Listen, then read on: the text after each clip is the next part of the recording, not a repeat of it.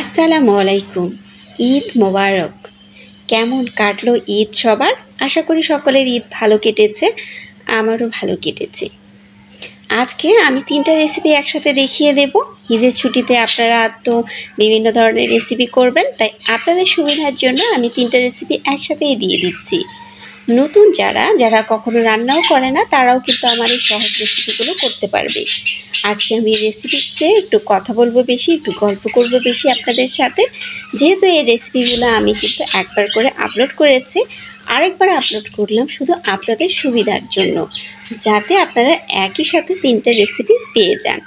শুরুতেই আমি কিন্তু এটা কাবাব করেছি। এটা 3 টুকরো মাংস দিয়ে আমি কাবাবটা করেছি, মসুর ডাল আর আলু দিয়ে করেছি। অল্প মাংস দিয়ে কিন্তু অনেকগুলো বেশি কাবাব হয়েছে। পুরো পরিবারের জন্য কিন্তু আপনারা তৈরি করে নিতে পারবেন। এটা এখানে সিদ্ধ হোক, অন্যদিকে আমি চলে যাব আরেকটা রেসিপি রেডি করার জন্য। এইখানে আমি বার্গার আর পিৎজা একসাথে তৈরি করার জন্য প্রথমে ইস্ট 2 চামচ আর 2 চামচ চিনি দিয়ে হালকা গরম পানি দিয়ে এটা ঢেকে রেখে দিয়েছি, যাতে ইস্টটা অ্যাক্টিভ হয়ে যায়। দুর্ভাগ্যক্রমে এই ইস্টটা ভালোভাবে অ্যাক্টিভ হয়নি, কিন্তু তার জন্য আমার পিৎজা বা বার্গারে কোনো ক্ষতি হয়নি। তারা ঠিকই ফুলেছে, কিন্তু শুরুর দিকে দেখা গিয়েছে এটা ভালোভাবে অ্যাক্টিভ হয়নি। আমি যেহেতু 3টা রেসিপি একসাথে করছি, তাই এরকমভাবেই আমি সেদিন করেছিলাম। 3টা রেসিপি একসাথে তৈরি করা কিন্তু খুবই কঠিন, মানে ভিডিও করার ক্ষেত্রে এই কষ্টসাধ্য কাজটা কিন্তু আমি করেছি। আমি কিন্তু 5 টুকরো মাংস নিয়েছিলাম, এর মধ্যে থেকে 2 টুকরো মাংস আমি আলাদা করে রেখে দিচ্ছি, আর 3 টুকরো দিয়ে আমি পিৎজা রেসিপি করব। আজকে সাইডে আমার পাখিগুলো খুব বেশি আওয়াজ করছে, আমি রেকর্ড করছি আর ওরা খুব চিল্লাচিল্লি করছে। চুপ করতে বললেও ওরা চুপ হচ্ছে না। যাই হোক, বিষয়টা আমার কাছে ভালোও লাগছে, আবার আমার ভয়েসে কিন্তু তাদের সাউন্ডও চলে আসছে। ঠিক এইভাবে আমি মাংসটা মিক্সড করে নিচ্ছি, মানে একটু ছোট ছোট করে নিচ্ছি। এরপরে কিন্তু আর একটু ভালো করে ব্লেন্ড করে নেব। আপনারা চাইলে এটা ব্লেন্ডারও ব্লেন্ড করতে পারেন, আমি কিন্তু হাতের সাহায্যেই করেছি, মানে স্টিলের গ্লাস দিয়ে করেছি। কেউ শিলপাটাতেও বেটে নেয়, কেউ কিন্তু ব্লেন্ডারে ব্লেন্ড করে। আমি কিন্তু স্টিলের গ্লাস দিয়েই করেছিলাম। এভাবে স্টিলের গ্লাস দিয়ে মিক্সড করে নেব। খুব ভালো মিক্স যদি নাও হয় তাতেও কোনো সমস্যা নেই, কিছু আদা আদা থাকলেও খেতে ভালো লাগবে। এরকম করে মিক্স করে নিয়েছি। এইখানে এখন শুধু মশলা ব্যবহার করব। আমি এইখানে ধনিয়ার গুঁড়া করে রেখেছিলাম, আস্ত ধনিয়া প্রথমে ভেজে তারপর গুঁড়ো করে নিয়েছি, আর মৌরি যেটা বলে সেই মৌরি গুঁড়া করে নিয়েছি। এইগুলো হাফ চামচের মতো দিয়ে দিলাম, আর ধনিয়া গুঁড়ো হাফ চামচের মতো দিয়ে দিব, মানে জিরার গুঁড়ো দিয়ে দিব হাফ চামচের মতো। দিয়ে এখন কিন্তু ভালো করে মিক্স করে নেওয়ার পালা। আচ্ছা, আপনারা ঈদের দিনে কে কোন রেসিপিটা করলেন, কোন রেসিপিটা আপনাদের হাতে বেশি ভালো হলো, কে কোন রেসিপিটা পছন্দ করলো আপনাদের পরিবারে, সেগুলো কমেন্ট করে কিন্তু জানাবেন। এসব শুনতে আমার কাছে খুবই ভালো লাগে, আপনাদের কমেন্টগুলো আমার কাছে খুবই ভালো লাগে। আমি কিন্তু সবার কমেন্টের উত্তর দিই। এইভাবে গোল গোল শেপ করে নিয়ে নেব। আপনারা চাইলে কিন্তু লম্বা লম্বা শেপও করতে পারেন, শেপটা পছন্দ অনুযায়ী করবেন। আর এই কাবাবগুলো কিন্তু আপনারা ফ্রোজেন করে রাখতে পারবেন, ফ্রোজেন করে আপনারা পরবর্তীতে ভেজে নিতে পারবেন। আর একটা জিনিস বলে রাখি, এখানে কিন্তু আমার একটু নরম হয়ে গিয়েছিল, আমি সাথে একটু বেসন ব্যবহার করেছিলাম। এদিকে ইস্টটা যখন রেডি হয়ে গেল, তখন আমি এর মধ্যে 3 মগ, মানে এটা কাপের সাইজে 3 কাপ আমি ময়দা দিয়ে দিয়েছি। দিয়ে এখন ভালো করে এটা মিক্স করে নিতে হবে। এইদিকে আজকে আমার পাখিগুলো শান্ত হচ্ছে না, চুপ থাকছে না। দরজাটা লাগিয়ে দিয়েছি, তারপরও ওরা ছটফট করছে। এর মধ্যে বাটার দিয়ে দিব। যদি আপনাদের হাতের কাছে বাটার না থাকে, তাহলে কিন্তু এর মধ্যে আমরা প্রতিদিন যে তেলটা ব্যবহার করি, মানে খাবারের তেল, সেটা দিতে পারেন। এভাবে মিক্স করে নিয়ে আমি আবার পরে একটু তেলও দিয়েছি। যখন দেখেছি একটু শক্ত হয়েছে, তখন নরম করার জন্য একটু তেল দিয়েছি। এইভাবে আমি কিন্তু কিছুক্ষণ রেস্টে রেখে দেব, আর রেস্টে রেখে আমি কিন্তু অন্য একটা কাজে চলে যাব। এইভাবে আমি সেদিন কিন্তু 3টা রেসিপি রেডি করেছি। একবার এই কাজ করছি, একবার ওই কাজ করছি, এরকম করে করে আমি রেসিপিগুলো করেছি। যখন বাসায় শুধু এমনিতেই রান্না করা হয় তখন কিন্তু রান্না করতে বেশি সময় লাগে না, কিন্তু যখন ভিডিও করার জন্য রান্না করা হয় তখন কিন্তু অনেক বেশি সময় লাগে। এটা নিশ্চয়ই আমার আপুরা ভাইয়ারা তো সবাই ভালো মতোই জানে, যারা ভিডিও তৈরি করে সবাই জানে যে একটা ভিডিও রেডি করা, তার এটা এডিট করা, ভয়েস দেওয়া, এটা যে কতটা কষ্টসাধ্যের সেটা আমরা বুঝি। আর যেহেতু আমি নিজেই করি, নিজে ভিডিও, নিজে এডিট, নিজে ভয়েস সব কিছু দিই, আমার জন্য খুবই কষ্টের হয়ে যায়। তারপরও চেষ্টা করছি এভাবে নিয়মিত ভিডিও দেওয়ার। আর আপনাদের লাইক কমেন্টগুলো আমাকে অনেক বেশি আনন্দ দেয়। আপনাদের এই লাইক কমেন্টের জন্য আমি চেষ্টা করতেই থাকি দিন দিন যে ভিডিওগুলো যেন আমি রেগুলার আপলোড করতে পারি। অনেকের ভিডিও দেখা যায় যারা একেবারেই খুব ভালো করছে, তাদের ভিডিও আপলোড করার সাথে সাথেই হাজার হাজার ভিউ, মিলিয়ন পর্যন্ত হয়ে যাচ্ছে। কিন্তু আমি যখন ভিডিও আপলোড করছি আমার একটা দুইটা ভিউ, 100 ভিউ, 200 ভিউ, এরকম ছোট ছোট ভিউ। আমি তো বারবার দেখি কয়টা ভিউ হয়েছে। যখনই দেখি একটু বেশি ভিউ হয়েছে তখন কিন্তু খুব আনন্দ লাগে, এত বেশি ভালো লাগে যে এই বুঝি আমার হয়ে গেল, চ্যানেলটা একদম দাঁড় হয়ে গেল। যাই হোক, অনেকটা আগাতে পেরেছি আমি, সামনের দিকে আরও ভালো কিছু করব।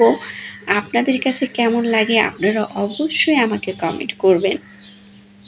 অনেকের চ্যানেলে দেখা যায় খুব বড় বড় ভিডিও দেয়, আর সেই ভিডিওগুলো কিন্তু অনেক বেশি ভিউ হয়।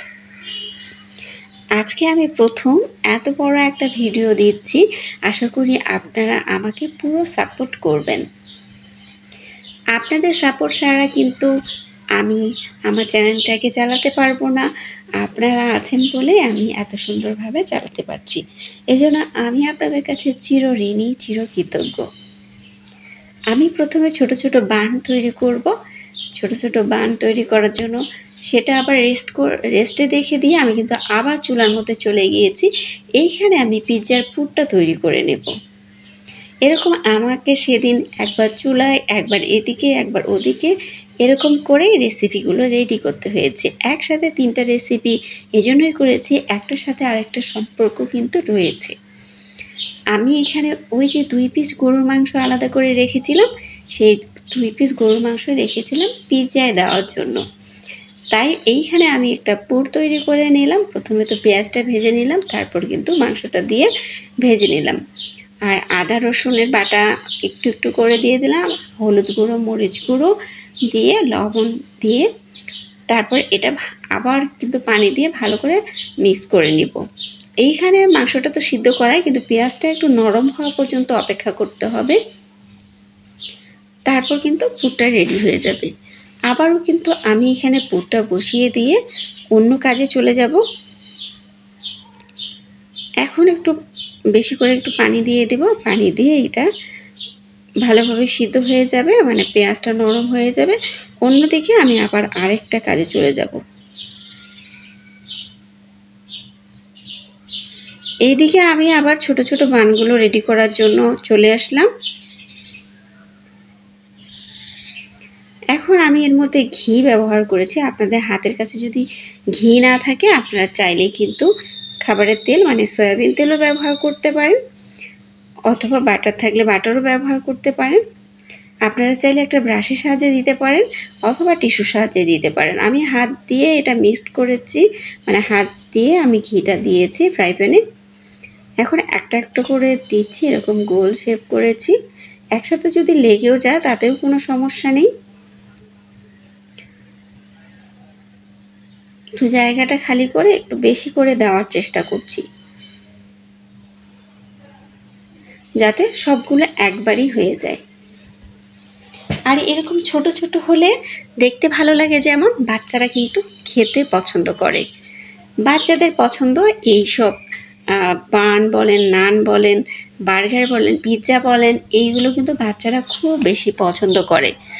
তাই বাইরের খাবার না খাওয়ায় ঘরে বসে এগুলো যদি তৈরি করতে পারেন, অল্প সময়ে তৈরি হয়ে যাবে, আর অবশ্যই পুষ্টিকর হবে, মানে স্বাস্থ্যের ক্ষতিকারক হবে না।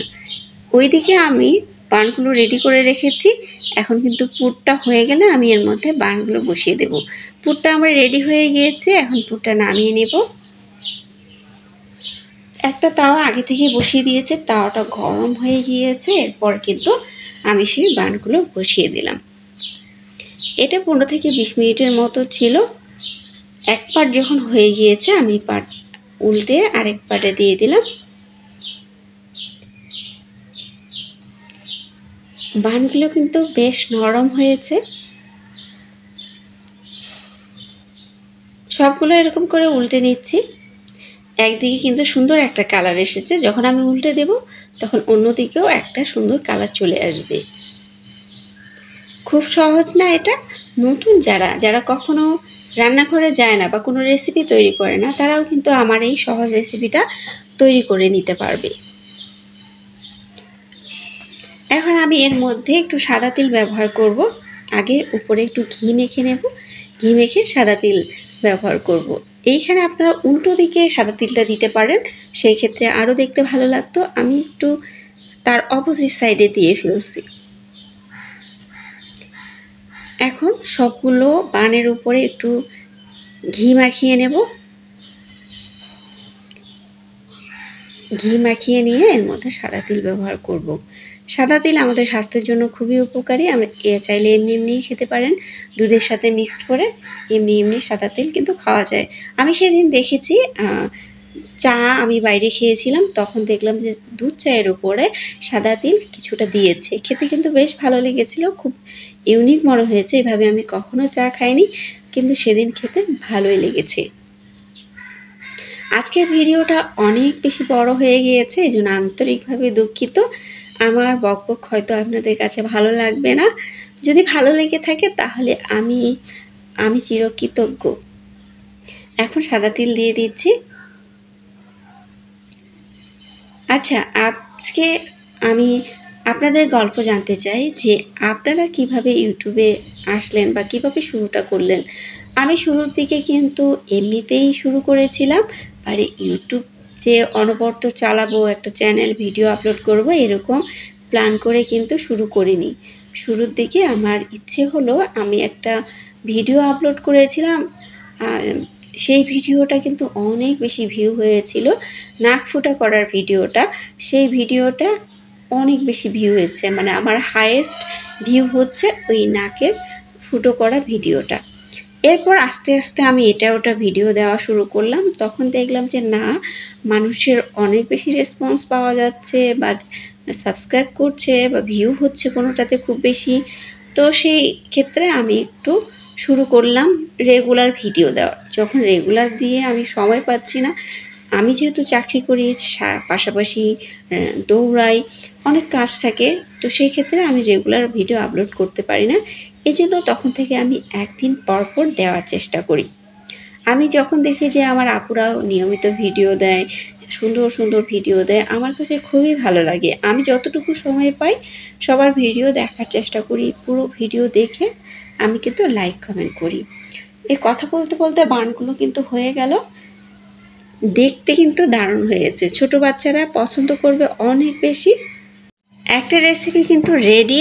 এখন পিৎজাটা তৈরি করে নেওয়ার পালা। প্রথমে পিৎজাটা গোল শেপ আনার জন্য আমি একটু এইভাবে রুটি শেপ করে নিয়ে নিলাম। আমি বা আমাদের গ্রামের দিকে এটা বলে যে পিড়া বেলুন। আপনাদের এলাকায় কি বলে সেটা অবশ্যই জানাবেন। আবারও একটু ফ্রাই প্যানে ঘি মাখিয়ে নিয়েছি। এবারও কিন্তু হাতের সাহায্যেই মাখিয়ে নেব। আপনারা চাইলে ব্রাশ অথবা টিস্যুর সাহায্যে মাখিয়ে নিতে পারেন। আমি টিস্যু দিয়ে এই জন্যই মাখাই না, যে টিস্যুতে অনেকটা লেগে থাকে। এখন সে ডোটা দিয়ে দিলাম, একটু গোল শেপ করে আবারও হাতের সাহায্যে নিয়ে নিচ্ছি। আর সাইডগুলোতে একটু উঁচু করে নেব।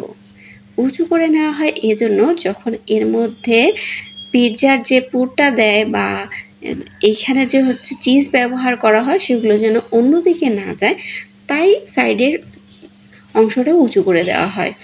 আর এখন একটা কাঁচা চামচ দিয়ে এরকম করে ফুটো করে নিচ্ছি, যাতে এটা ফুলে গেলে বেশি না ফুলে, এই জন্যই ফুটো করে নিচ্ছি, বাতাসটা যেন বের হয়ে আসে। আমার বাসায় আমি যে সস রেডি করেছিলাম চিলি সস, সেই চিলি সসটাই ব্যবহার করেছি আজকে। আপনারা চাইলে টমেটো সস বা অন্য কোনো সস ব্যবহার করতে পারেন, যেগুলো একটু কালারফুল, সেইগুলো ব্যবহার করলে এটা দেখতে ভালো লাগে। আমার হাতের কাছে কিন্তু আমার এই নিজের রেসিপিটাই ছিল, তাই আমি এটাই ব্যবহার করেছি। প্রয়োজনে আপনারা আমার সেই রেসিপি দেখে নিতে পারেন। চিলি সসের রেসিপিটা খুবই সহজভাবে দেখিয়েছি। আমার রেসিপি মানেই কিন্তু সহজ রেসিপি। আমি এই চিজটা অনেকদিন আগে এনে রেখেছিলাম, তাই একটু কেমন যেন মনে হচ্ছিল, আবার ফ্রিজ থেকে আগেও বের করে রেখেছি। প্রথমে আমি সসটা দিয়ে আবার কিছু চিজ দিয়েছি, এরপর কিন্তু পুরটা দিয়েছি। পুরটা যত বেশি দিবেন তত ভালো লাগবে, খেতে ভালো লাগবে। পুরটা আমি খুব বেশি করে দিচ্ছি। আমি কিন্তু সেই ডোটা দিয়ে দুটো পিৎজা রেডি করেছি, আর দুটো পিৎজার মধ্যে একটা পিৎজা দেখাতে পেরেছি, আর একটা সময়ের অভাবে দেখাতে পারিনি। আমার ভাস্তি এসব পিৎজা বান এগুলো খেতে খুব পছন্দ করে। এগুলো যদি তার জন্য রেডি করি, তার খুব খুশি হয়। এছাড়া সে হচ্ছে কিছু কিছু পিঠা আছে, সেই পিঠাগুলো খুব পছন্দ করে। পেঁয়াজগুলো আমি একটু গোল শেপ করে নিয়েছিলাম, সেগুলো দিয়ে দিলাম। আজকে আমার একটা ভুল হয়েছে যে আমি এইখানে কালারফুল কিছু দিতে পারিনি। কালারফুল না দেওয়ার কারণে এরকম সাদামাটা দেখাচ্ছে। শুধু এই কাঁচামরিচটা আমি একটু সবুজ সবুজ দিয়েছিলাম, তাই একটু উদ্ধার হয়েছে। যাই হোক, কালারটা কোনো বিষয় না, খাওয়ারটাই হচ্ছে আসল। খেতে ভালো হলেই হলো। পিৎজাটা খেতে ভালো হয়েছে, স্বাস্থ্যসম্মত হয়েছে, বাসায় তৈরি করা, এইটাই হলো মূল কথা। এখন পিৎজা সাজানো কিন্তু রেডি। ঢাকনা দিয়ে আমি কিন্তু এটা চুলায় বসিয়ে দেব।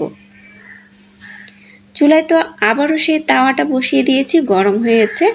এখন এটা বসিয়ে দিয়ে সাইডে যে একটু ফুটো আছে সেটা টিস্যু দিয়ে বন্ধ করে দিয়েছি। এটাও আমি 15-20 মিনিটের মতো রেখেছি। তারপর কিন্তু দেখেন কত সুন্দর নিচটা ভাজা গিয়েছে। আমার কাছে এটা একটু মচমচে হলে ভালো লাগে, তাই আমি একটু মচমচে করেছি। বার্গারটা রেডি। তাহলে বার্গারটা আপনাদেরকে একটু কেটে পরিবেশন করে দেখানো যাক যে এটা কতটা চিজি হয়েছে। একটা ছুরি দিয়ে কেটে নিচ্ছি। ছুরি ছাড়া তো আর হাতের কাছে সেই পিৎজা কাটার নেই, তাই ছুরি দিয়েই কাটতে হবে। দেখুন কতটা চিজি হয়েছে। এইভাবে দেখলেও ভালো লাগে, খেতেও কিন্তু ভালো লাগে। এখন আরও একটা রেসিপি কিন্তু বাকি রয়েছে, সেই রেসিপিটা এখন করব। সেটা হলো কাবাব রেসিপি। কাবাবগুলো এরকম করে তেলে ভেজে নেব। আমি এই ছোট্ট ফ্রাই প্যানটা নিয়েছি শুধু ভাজাভাজি করার জন্য। এখানে অল্প তেলে ভাজা যায়, তাই আমি এই ফ্রাই প্যানটা নিয়েছি। আর এই ফ্রাই প্যানটা আমি যখন নেই তখন কিন্তু আপনাদেরকে বলে দিয়েছিলাম কোথা থেকে নিয়েছিলাম। এটা একটা মেলা থেকে নিয়েছিলাম। ভাজাভাজির জন্য খুবই ভালো। ও বড় ফ্রাই প্যানে দিলে বেশি তেল লাগে, তাই ছোট ফ্রাই প্যানে দিয়েছি অল্প তেলে যাতে ভাজা যায়। উল্টো পাল্টা করে ভেজে নিচ্ছি, আর যখনই ফাঁকা হচ্ছে তখনই কিন্তু আরও কাবাব দিয়ে দিচ্ছি। একসাথে অনেকগুলো কাবাব ভাজার জন্য এই পায়তারা করেছি। যেগুলো ভাজা হয়ে গিয়েছে সেগুলো তুলে নিচ্ছি। একটা টিস্যু দিয়েছি, টিস্যুতে যাতে তেলটা শুষে নেয়। কালারটা কিন্তু দারুণ এসেছে। আমার কাবাব খুবই পছন্দ, তাই মনে হয় যে আমি একদিন পরপরই তৈরি করলে ভালো লাগবে। আর এটা যেহেতু ফ্রোজেন করে রাখা যায়, তাই কোনো চিন্তা নাই। একবার তৈরি করে দীর্ঘদিন সংরক্ষণ করে রাখতে পারবেন। যখনই খেতে ইচ্ছে করবে তখনই কিন্তু বের করে খেতে পারবেন। অনেক তো কথা হলো, এবার একটু বলি যে যারা আমার চ্যানেলে নতুন তারা অবশ্যই সাবস্ক্রাইব করবেন। আর ফেসবুক থেকে যদি দেখে থাকেন তাহলে ফলো দিয়ে পাশে থাকবেন।